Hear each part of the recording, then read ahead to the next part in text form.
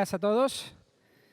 Que el Señor os bendiga. Espero que estéis disfrutando de la bendición de estar en la iglesia, disfrutando de poder reunirse con otros, con el propósito único, esencial, vital para el ser humano de adorar al Señor. Contentos hoy de poder estar con vosotros y comenzar juntos un nuevo libro. Hoy comenzamos el libro de Jonás. Comenzamos con el libro de Jonás. Así que yo os invito a que busquéis en vuestra Biblia el libro de Jonás, que se encuentra en el Antiguo Testamento. Después de Abdías, Jonás, ahí lo encontraréis. Aquellos que ya lo han encontrado, sé por qué. Y es porque tienen teléfonos, ¿eh?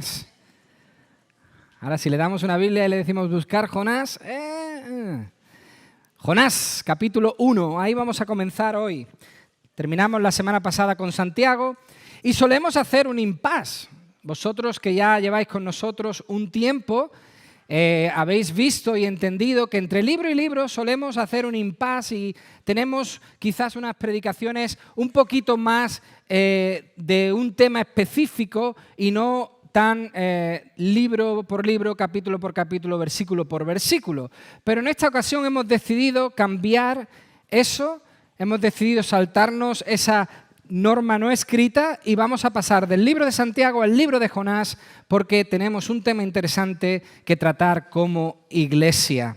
Como veis, las obras van hacia adelante, nuestro edificio, que podemos decir que es nuestro, en posesión, estamos contentos de que avance, de que vaya hacia adelante, pero nosotros que hemos recibido tanto, nosotros que hemos recibido y seguimos recibiendo tanta bendición y tanta ayuda, debemos centrarnos también en ofrecer ayuda.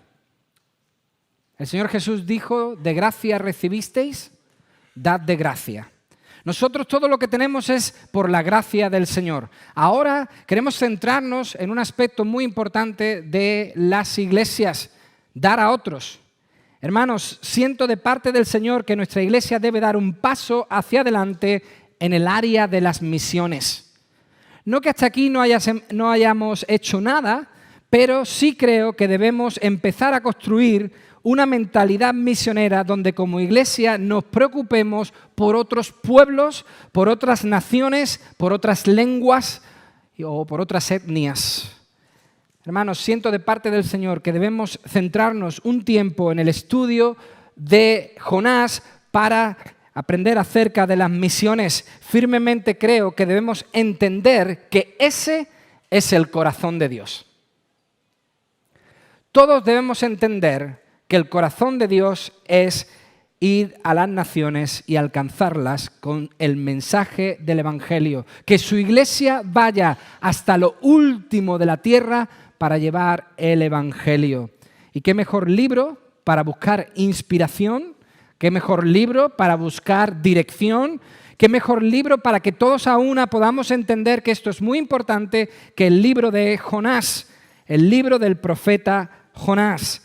Así que si lo tenéis ahí delante, Jonás capítulo 1, vamos a leer del versículo 1 al versículo 16. Y antes de leer quiero pedir disculpas porque sé que algunos queríais tener las preguntas.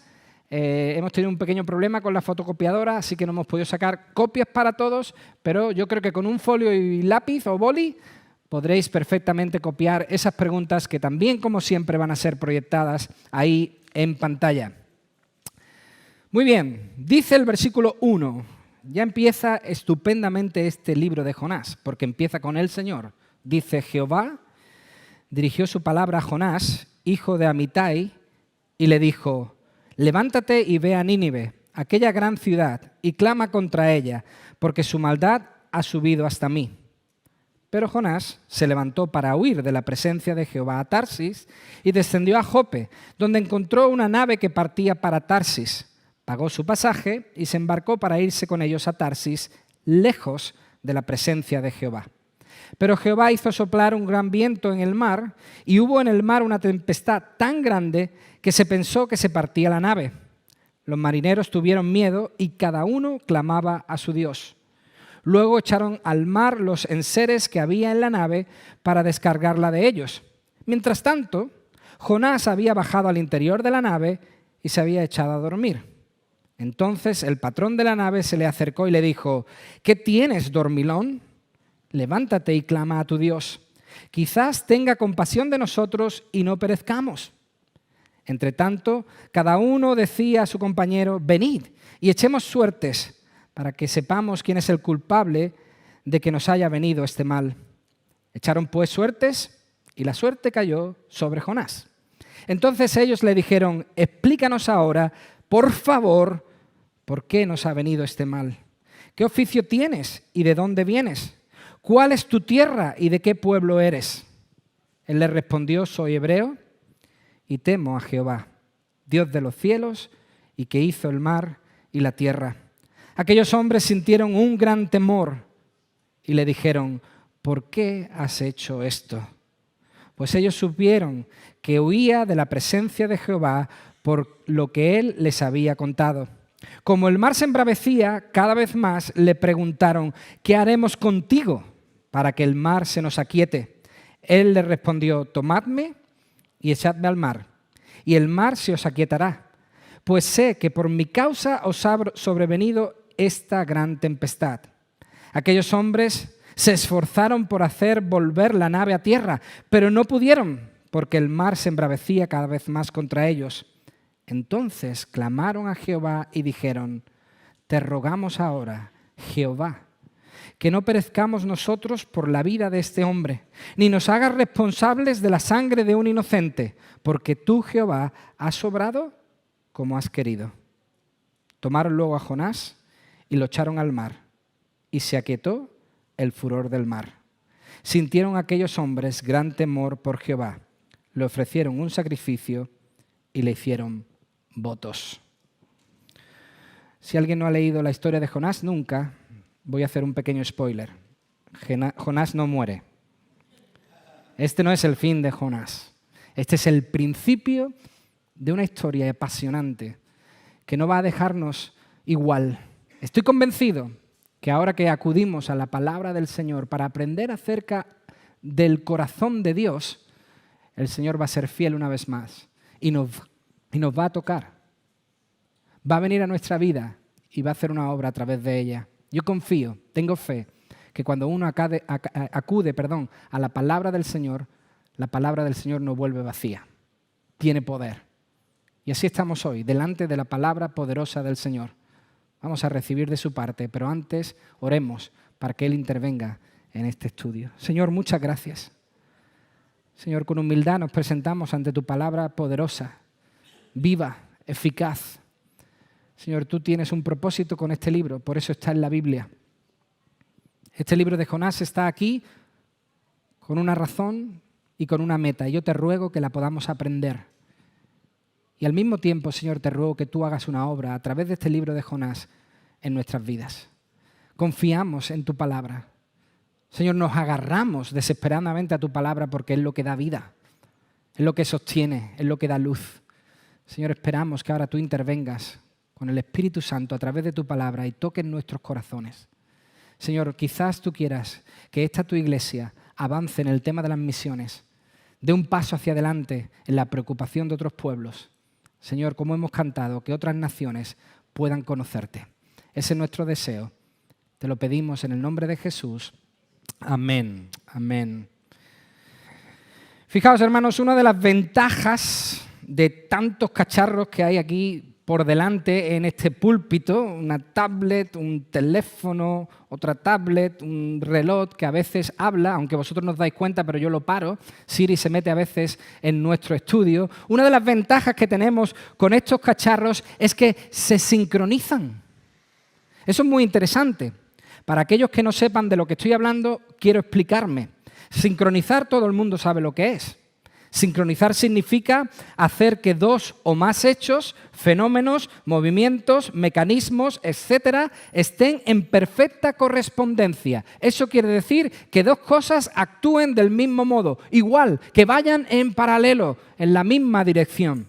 En el caso de los dispositivos, las tablets, los teléfonos, los ordenadores, significa que lo que yo haga en uno, yo principalmente trabajo en mi ordenador, ya sea un trabajo, ya sea una presentación, ya sea una foto, ya sea un vídeo, ya sea una aplicación, ya sea un dibujo, lo que yo haga en mi ordenador directamente aparezca en el resto de mis dispositivos al instante.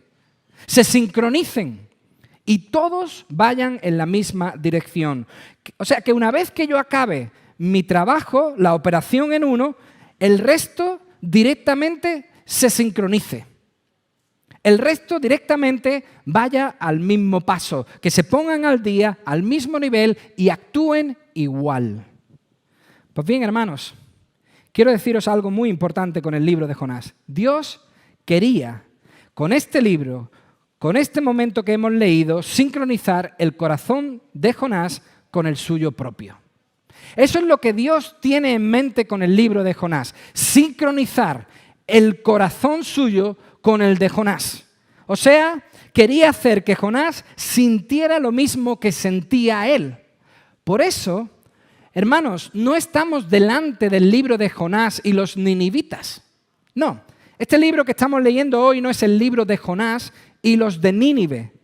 Es más bien el libro de Dios. Este es un libro que va acerca del corazón de Dios. Hermanos, es Dios el principal protagonista de este libro. De hecho, la acción comienza con él, versículo 1, acabamos de leerlo, y termina con él, lo veremos al final del capítulo 4. Dios es el principio del libro, Dios está al final del libro y Dios está en todo el libro. En el libro vemos que nuestro Dios es el Dios de las naciones, el Dios de la naturaleza, el Dios de los animales, el Dios de la gente, el Dios de los tiempos, el Dios del clima, el Dios de las nubes, de los vientos, del cielo y del mar, el Dios que controla todo. ¿Pero qué es lo que nos dice principalmente el libro de Jonás? Pues nos dice que nuestro Dios es un Dios misionero. Eso es lo que dice el libro de Jonás, que nuestro Dios es un Dios misionero, que su deseo, su máximo deseo es alcanzar a todas las naciones y bendecirlas. Como hemos leído en ese precioso Salmo 67, el deseo de Dios es que todas las naciones puedan alabarle, es que todas las naciones puedan conocerle, es que todas las naciones puedan recibir su bendición. Por eso Jonás debía sincronizarse, ponerse al mismo nivel que el corazón de Dios. Jonás debía estar en sintonía con Dios. Aparentemente no lo estaba. Como hemos leído, el Señor le comunica un mensaje claro a Jonás. Versículo 2. No sabemos cómo le comunicó este mensaje, no sabemos cómo le llegó a Jonás este mensaje, pero lo que sí sabemos es que le llegó. De hecho, Jonás, el profeta, no duda de su origen. No se plantea de dónde viene, ni tampoco duda del contenido. Pues ¿cómo reacciona? Huye. Huye de la presencia, esa palabra presencia es cara, rostro, huye del rostro de Dios, huye de la comunión con Dios, se escapa del rostro de Dios. Hermanos, Jonás no huía de algo imaginario. Jonás no había tenido un mal sueño. Era real lo que había oído y era real lo que se le había dicho. Dios hablaba, no un hombre, no un ángel, no otro profeta. Dios hablaba. Jonás lo había oído con claridad y sabía lo que le había dicho. Es muy interesante saber que el nombre Jonás significa paloma. Muy apropiado, ¿verdad? Es como si Dios estuviese utilizando a Jonás como una paloma mensajera. Esa es la realidad. Sabemos un poquito más acerca de la vida de Jonás por los datos que nos dan Segunda de Reyes, capítulo 14, versículos 25 al 27.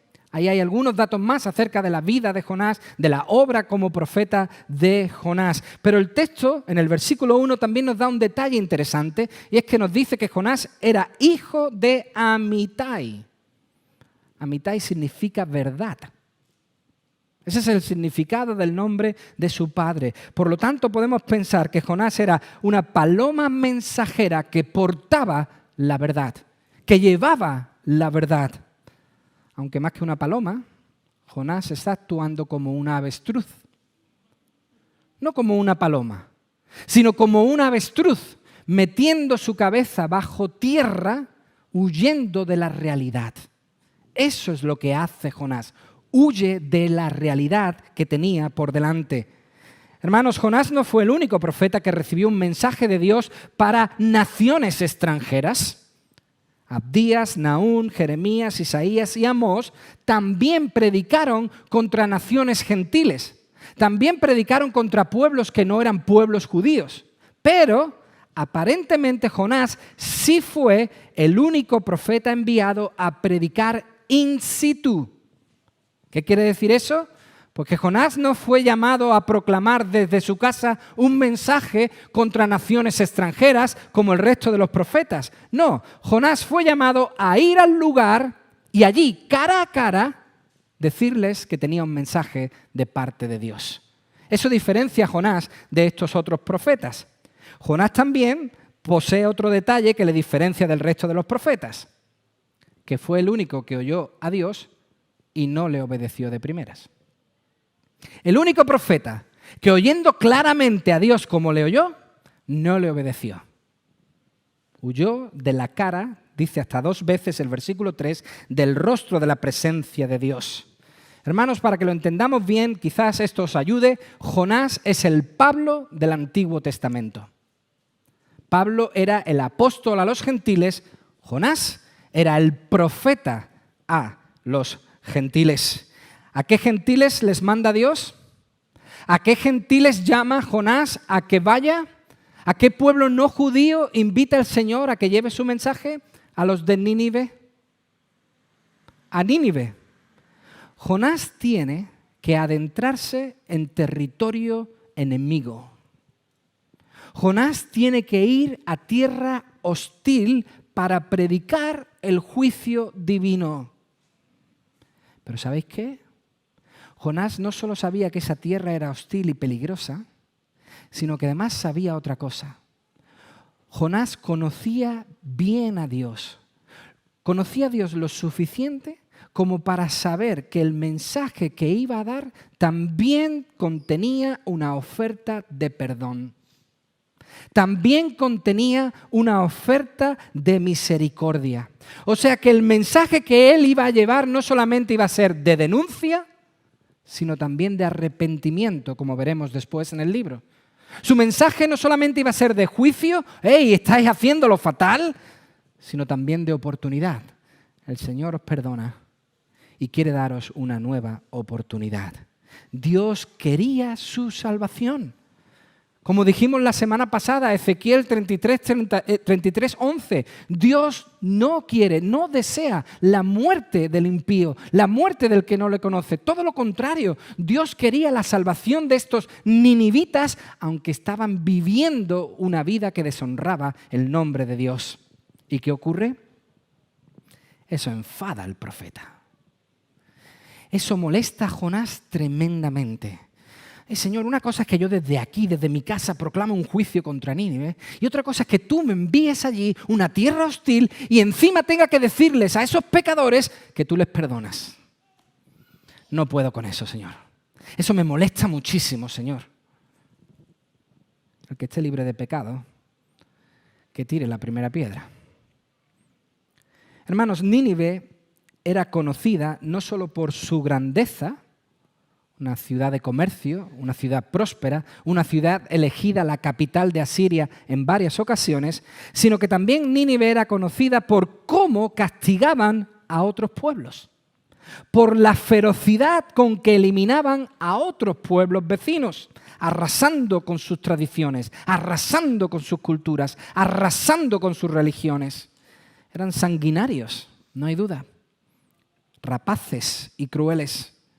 Lo peor para Jonás, y esto quizás nos ayude a entender su reacción, lo peor para Jonás es que él era vecino de los ninivitas. O sea, él era de una zona de Galilea muy vulnerable, nos dice Josué 19:13, que vivía continuamente amenazada por los ninivitas. Jonás creció con esa amenaza a su alrededor. Jonás vivió con la amenaza de los ninivitas a su lado. Hermanos, la vida estaba en juego. Para que lo entendamos bien, el libro de Jonás no es una historia bonita de escuela dominical simplemente. Hermanos, no nos vamos a meter aquí y el domingo que viene voy a sacar un franelógrafo con una ballena. Aunque debería, porque el franelógrafo funciona perfectamente. Hermanos, esto era la vida real.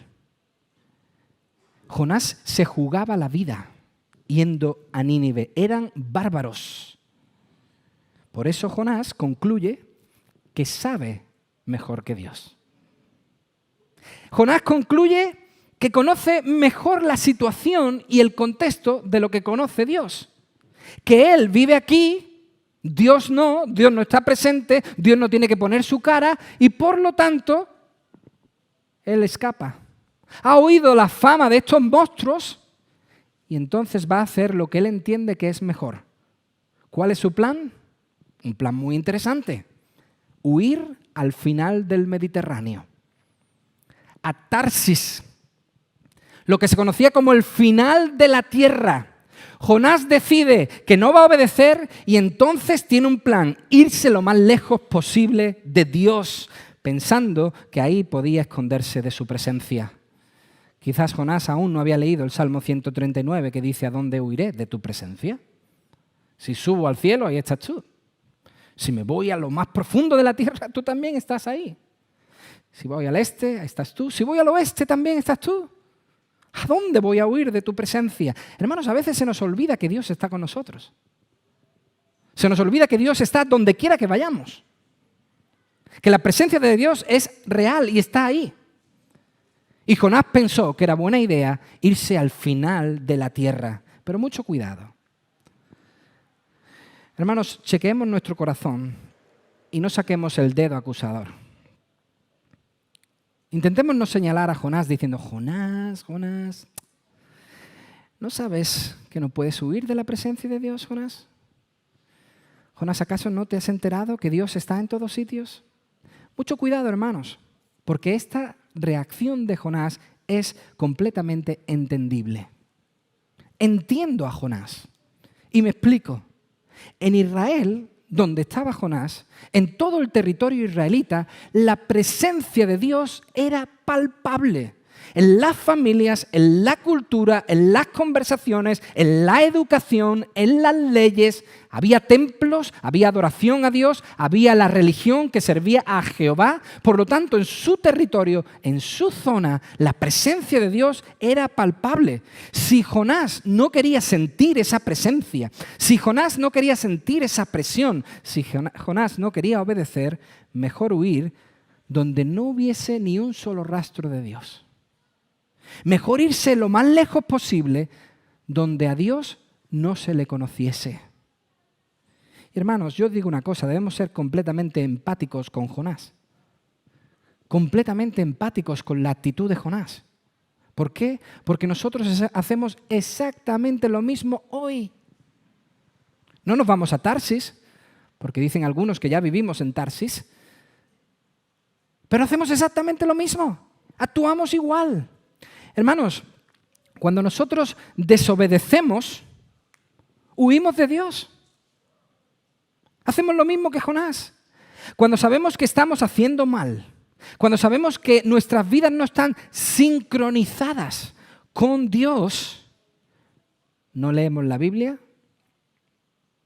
no oramos, no nos apetece ir a la iglesia, no nos apetece que nuestros hermanos nos llamen por teléfono y nos pregunten cómo nos va. Queremos evitar esa conversación lo máximo posible. Ni siquiera nos gusta ya oír la música cristiana que solíamos oír todos los días. Hacemos exactamente igual que Jonás.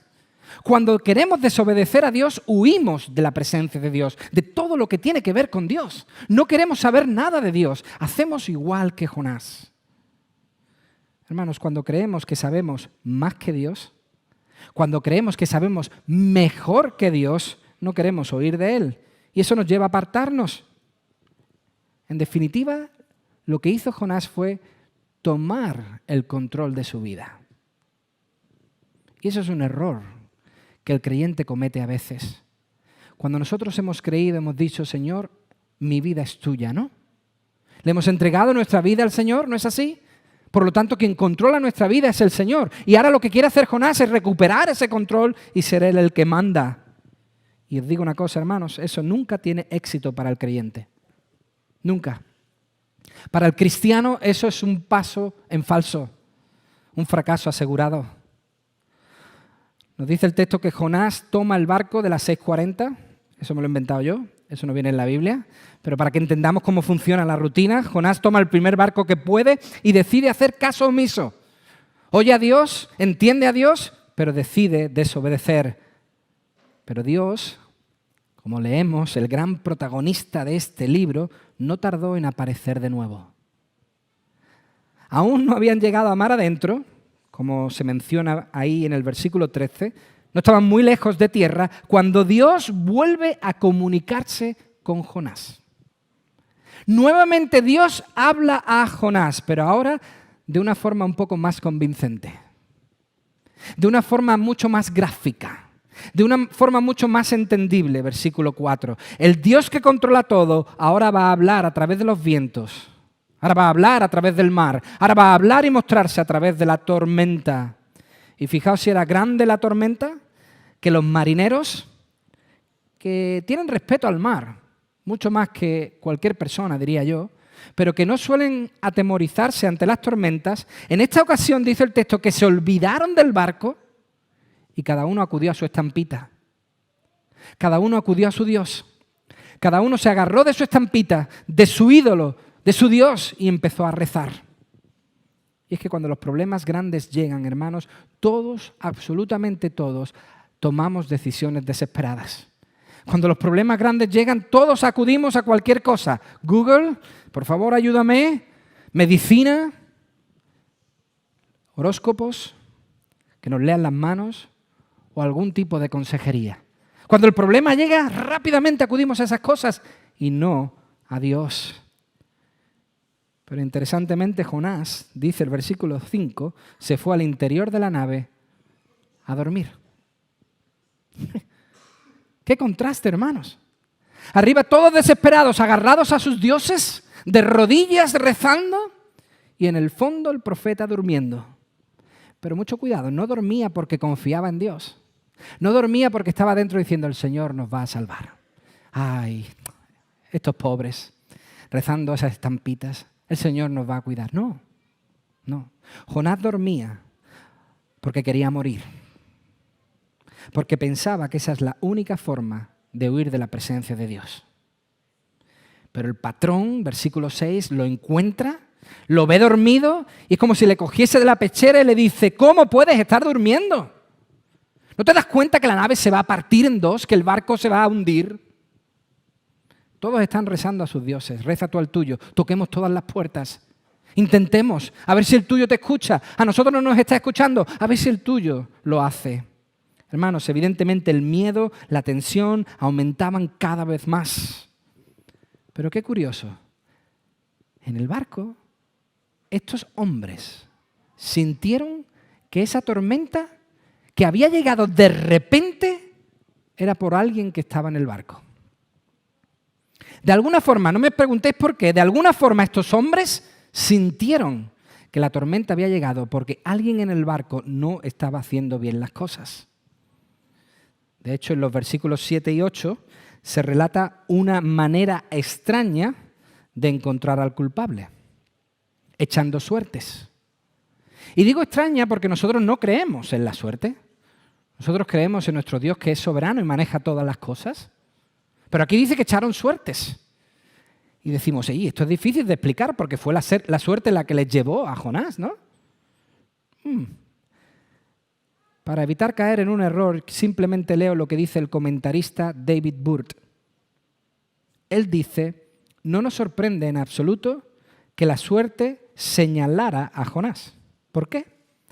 Porque el Dios que puede echar vientos sobre el mar es también capaz de guiar los dados echados por los marineros.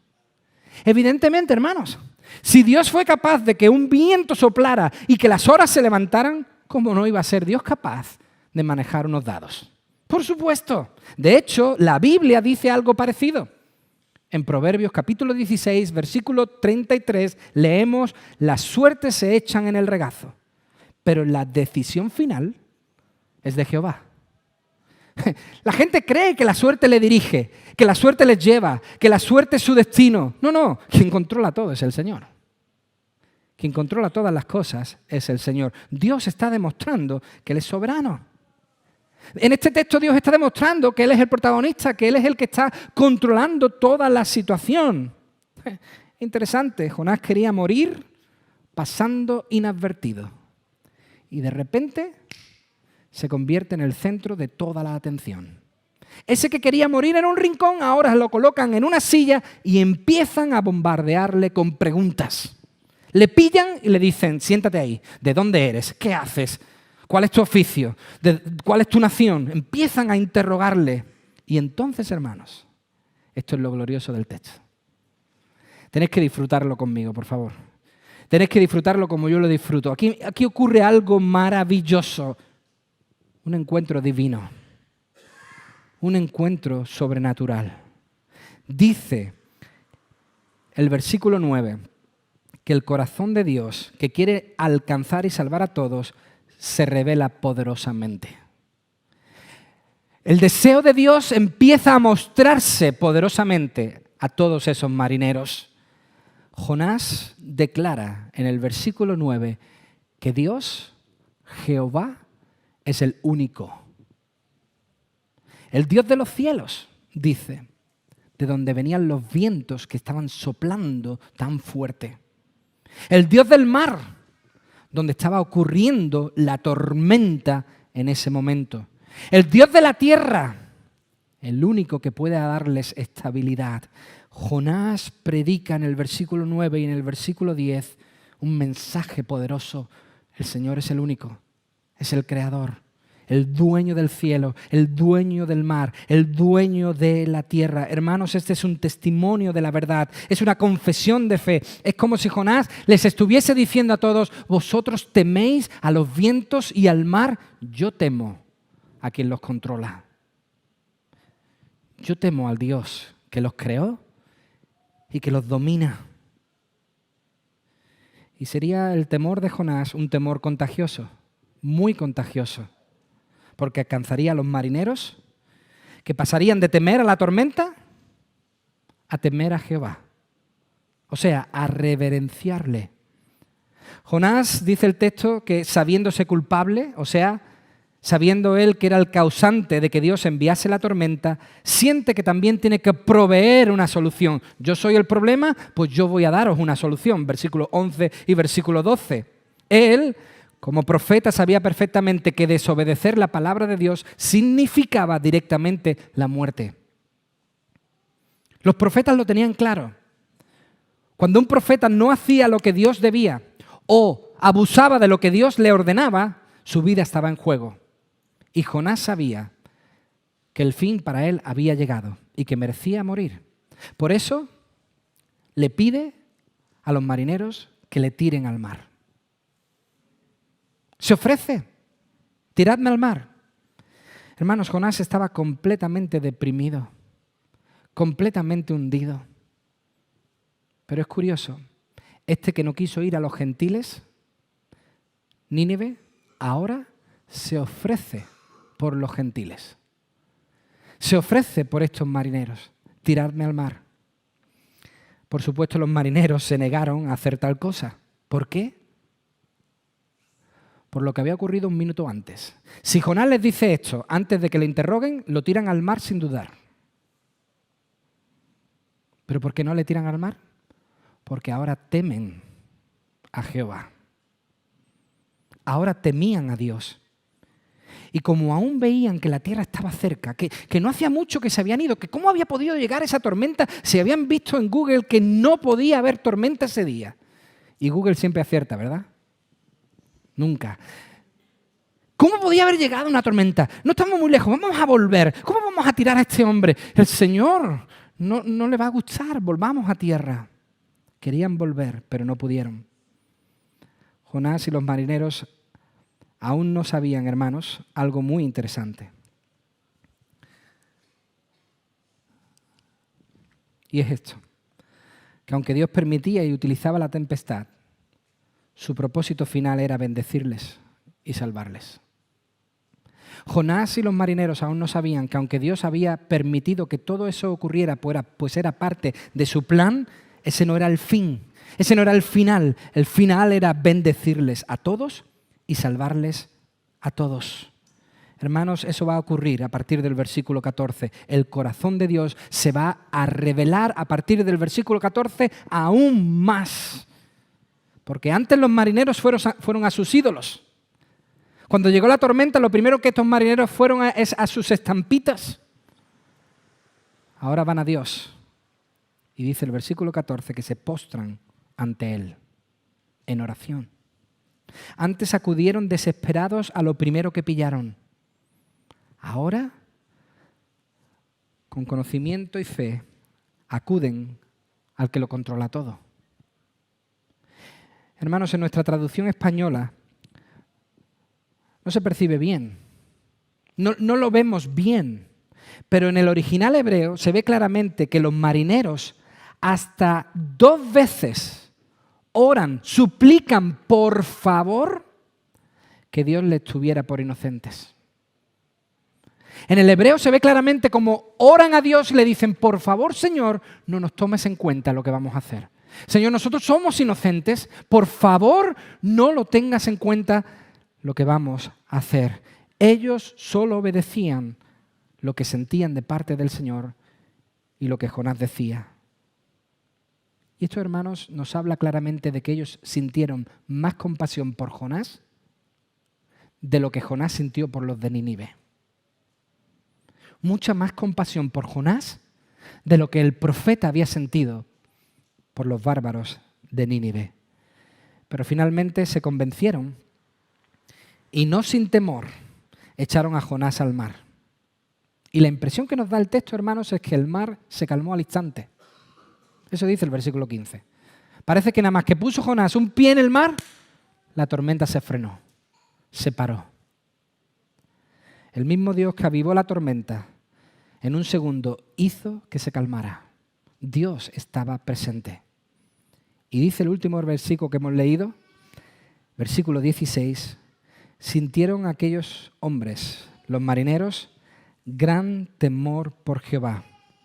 Le ofrecieron un sacrificio y le hicieron votos. ¡Wow! Hermanos, esto debió ocurrir ya en tierra, por supuesto. Esto debió ocurrir después de que la tormenta se calmara, un tiempo más tarde, porque para ofrecer sacrificios se necesitaba fuego y animales. Y lo más seguro es que estos fueron tirados por la borda al principio de la tempestad. Cuando quisieron aligerar la carga, probablemente lanzaron todo por la borda, incluidos los animales. Además, en la religión de ese entonces, los sacrificios no podían hacerse en cualquier sitio. Se tenían que hacer en un santuario o en el templo. Por lo tanto, entendemos que este versículo 16 ocurrió después, cuando estos ya estaban en tierra, lo cual nos habla, hermanos, del sobrenatural encuentro que estos hombres tuvieron con Dios. Se convirtieron. Hermanos, estos se convirtieron. Se habían comprometido de verdad con Dios. El Dios que temía a Jonás es el Dios que ahora ellos temen. Se convirtieron, se arrepintieron de sus malos caminos y se entregaron a Dios. Hermanos, los marineros fueron los primeros que sincronizaron con el corazón de Dios en todo el libro de Jonás. Los marineros fueron los primeros que recibieron la bendición del deseo de Dios, alcanzar a todos, a todas las naciones. Los marineros fueron los primeros bendecidos en el libro de Jonás. El barco pirata se convirtió en un instante en el barco Logos. Ya no había incrédulos, sino creyentes. Hermanos, así es el corazón de Dios. Así es nuestro Señor. Él tiene un corazón por los perdidos. Él tiene un deseo de alcanzar a los perdidos.